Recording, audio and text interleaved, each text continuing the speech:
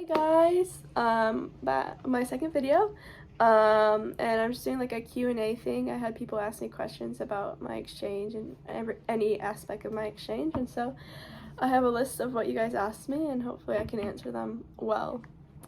So the first question that I got a lot of questions about was coping with homesickness and like loneliness, and that one's kind of funny because I kind of don't cope with it. No, that's a joke.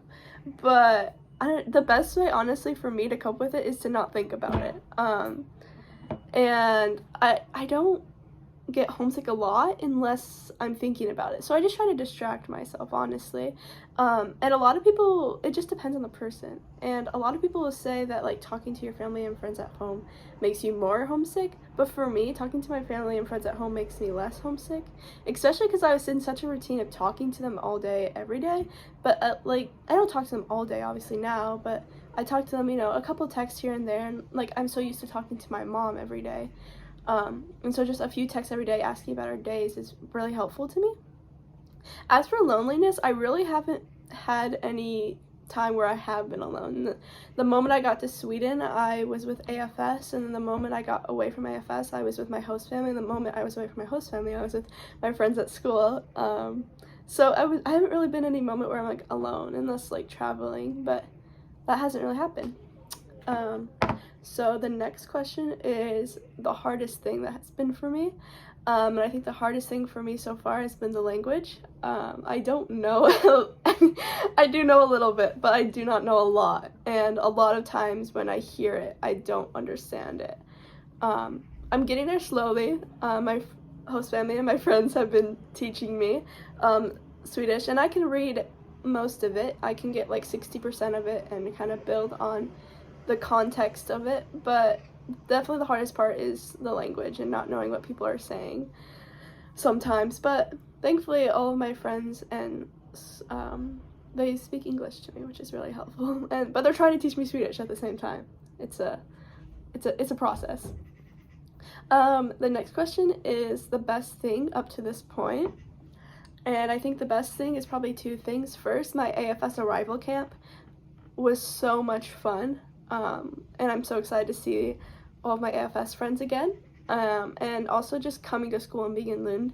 The city is so pretty, and school is just a lot of fun, so I think the best part has definitely just been experiencing school. Speaking of AFS, my AFS friends, they asked if I love them, and of course I love them. That's one of the things that I really like about AFS, is that I have been with people who are going through the same thing as me this whole time, and I talk to them every day, and we talk about like what we're going through and what we're struggling with, and we help each other with our own experiences. And Kate, we can film a video at Midstay Camp, and we should. But that's one of the amazing things I love about AFS, is that you get contact with the other people who are doing the same thing as you. And not only, you also get contact with people from so many different places. I mean, I think at the rival camp there's Americans, Italians, Germans, a guy from New Zealand, Japan, like Argentina. There's just, and so many more. And it's really cool to get to know all those like different languages and different cultures and stuff. So next is my school. I go to Speakin', and what class and classes I'm in. So if you don't know, in Sweden you take a class, like you're in a specific program. So there's a nature program, and then there's like a humanities program, and there's music program and social studies program. And so I'm in the humanities program, and my classes are Latin, theater, English rhetoric, Spanish, Swedish, which I don't do a lot in that class. I don't really understand anything in that class, but that's okay, we're getting there. So yeah, Swedish, history, and English, and PE. So those are the classes I'm in currently.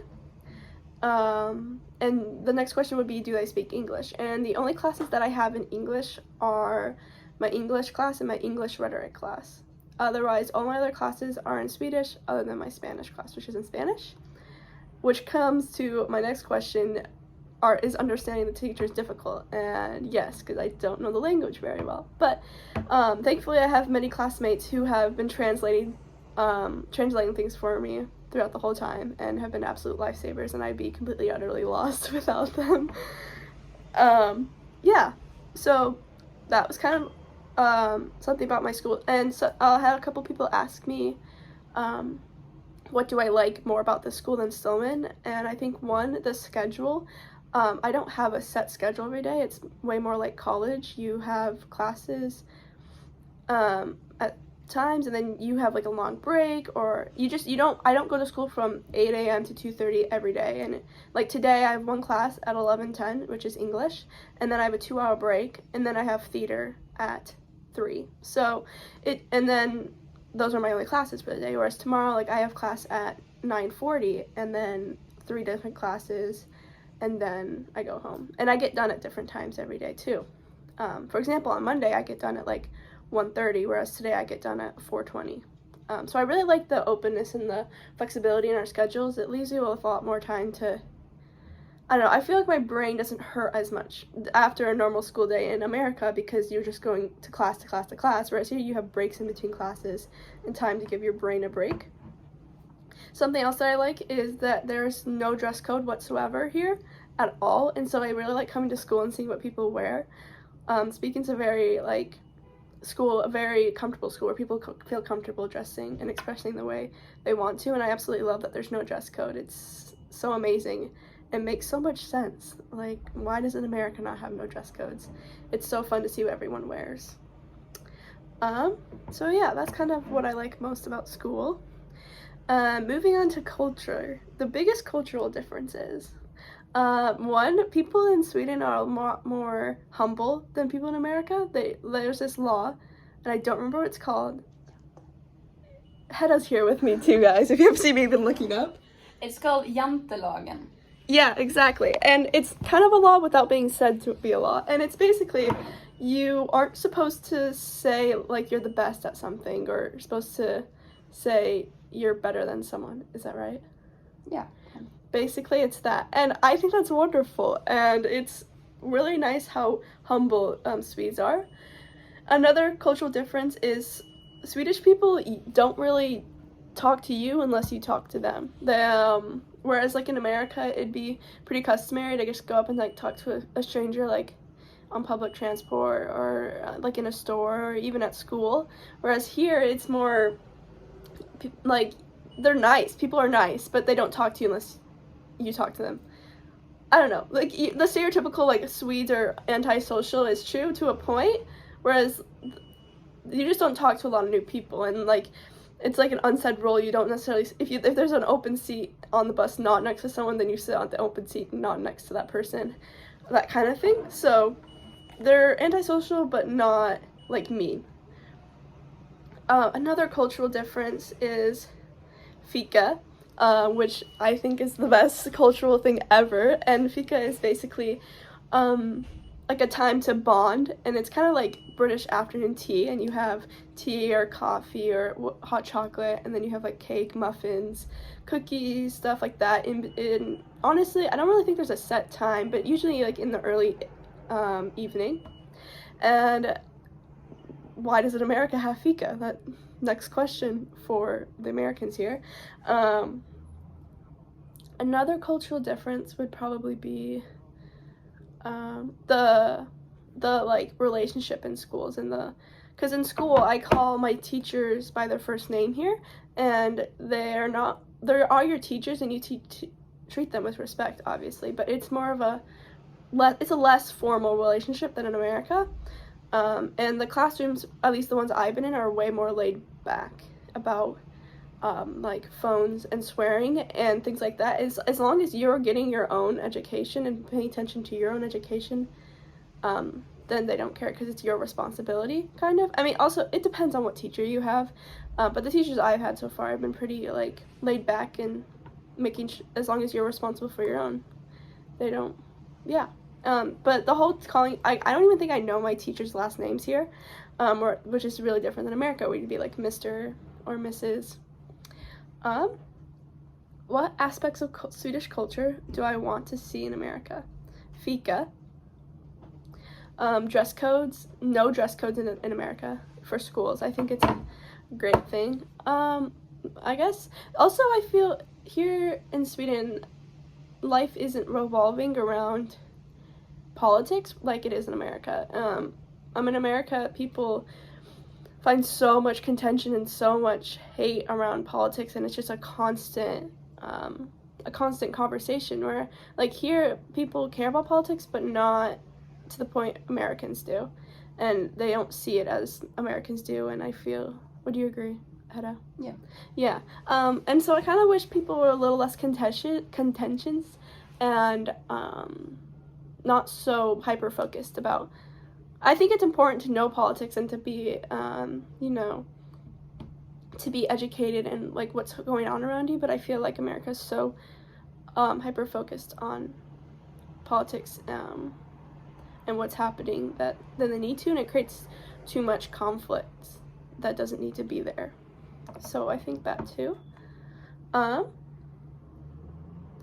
Are people / Swedes nice? They are really nice once you get to know them. Like I said before, it's very unpopular just to go up to someone random here and like go to a stranger and start talking to them, but once you meet them, they are really nice. I haven't met a Swede that's like mean so far, but I've only been here for a month. Maybe Hedda's met someone mean. I got a lot of questions about the food, which is an interesting topic because, in all honesty, there's not a lot of food here that's like super foreign to America. I mean, I've had a lot of fish here. I've had fish probably like 5 or 6, 7 times, mostly in school. I don't like fish still. I guess I'm gonna have to learn to like it eventually, but I try it every time it's offered, but I just can't. Do not like it.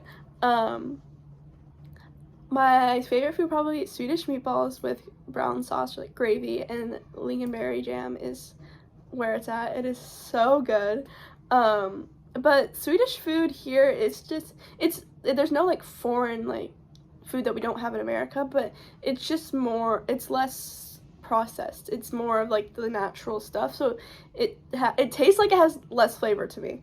But that's because in America all the food is like processed, and I mean depends what food you buy. But and also there's like maybe 2 or 3 fast food restaurants within the 50-mile radius. There's not a lot of fast food places, whereas like if you go into Rockford, Illinois, every 2 stores is a fast food restaurant.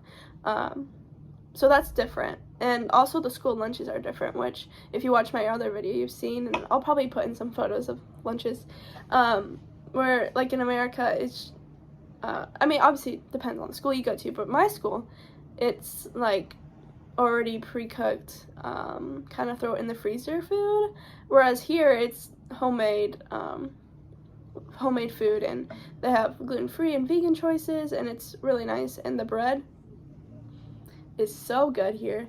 Hedda can attest that I probably eat like 4 or 5 pieces of bread every single lunch day. It is so good. And honestly, all the bread that I've had here has been really good. So that's what I would say about the food, is that here in Sweden, it's a lot less sugary and like, it's not less flavorful, it still has flavor, but less like fake flavoring, if that makes sense. It's healthier. And so I'm not used to it, but I'm getting used to it. So yeah, my favorite food definitely would have to be Swedish meatballs. Also, favorite thing that I've just eaten in general, Marabou chocolate, or just chocolate from here in general, is so much better than American chocolate. It's way more creamier and has so much more flavor. And also, the Coca-Cola here even is better. Like, the Pops just have more flavor too, which I don't know if I'm just making that up in my head or something, but and then I had a couple questions about my host family. I absolutely adore my host family. They are such a cute, adorable family, and they are super, super open to letting me do kind of whatever.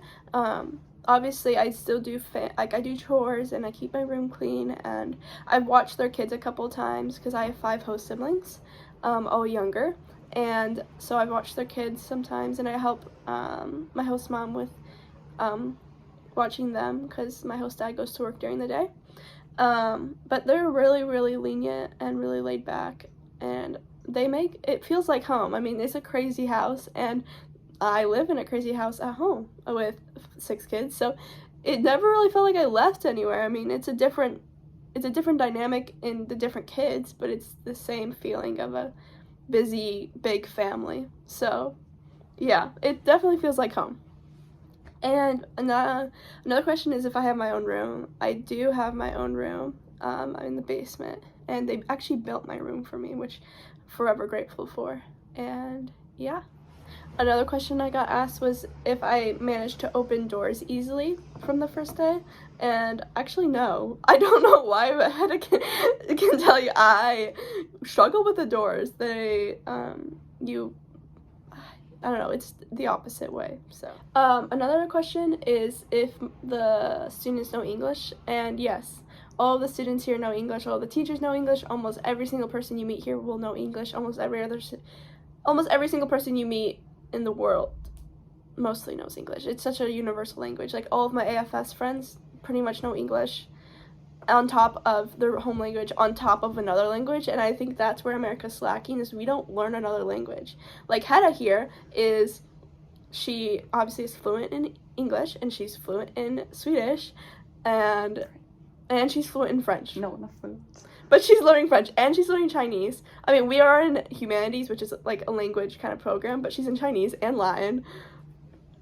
Anyway, but so many students around the world learn 2, 3, 4 different languages in their lifetime, whereas America's like English. And I mean, you do learn languages, but you don't start learning them until high school. And I've never met an adult who actually remembers their language from high school. And here, I mean, you've been learning French since what? Since I was 12, I think. Since she was 12, on top of English and Swedish. So America, that's something that needs to come to America, is learning languages when you're younger, because that was something super kind of embarrassing. Like, me and the other 3 Americans at the AFS arrival camp were like, wow, this is a little sad. The rest of the kids, could talk their own language and could talk English and then talk usually another one, and we were like, I literally only know English. And then obviously we're all trying to learn Swedish too. So yeah, America needs to get on that and start teaching languages to students when they're younger. My last question was, what was my favorite activity? Going to Fika is my favorite activity. No, I don't know. I like just walking around the city. I haven't been to a lot of it just because I'm scared I'm going to get lost. But the parts I have been, I walk around it a lot. And I like walking through and seeing the stores. But I haven't been to too many cities yet. But been busy with getting settled in school. But I like walking around and just enjoying the city. Okay guys, Tristan had asked me a question, and she asked me what is the hardest thing about the Swedish language, and pronunciation is so hard. My poor friends and host family, when they're trying to teach me pronunciation, it's embarrassing. No, but it is pretty hard. And also here, when you add, like, if you would just articles like the book, or if you make it plural, instead of making a different word, you add letters to the end of the word to make it say the book, or like the books. And that's kind of confusing for me when I'm reading, because I might know what the word means, but then I don't notice that I know what the word means because there's extra letters at the end and I think it's a different word. But I'm trying to learn that, and so it's getting easier. And also accents. I feel like if you listen to a bunch of different accents, sometimes people pronounce things differently, and then I might know what they're saying, but they're just pronounced it differently than my other teacher, and then I don't know what they're saying. And anyway, but I'm trying to learn. It's getting there. So hopefully that was all the questions. I'll probably do one again later in my exchange once I've learned more and experienced more, but hopefully this is good for now. Thank you for watching. Hopefully I will be making more.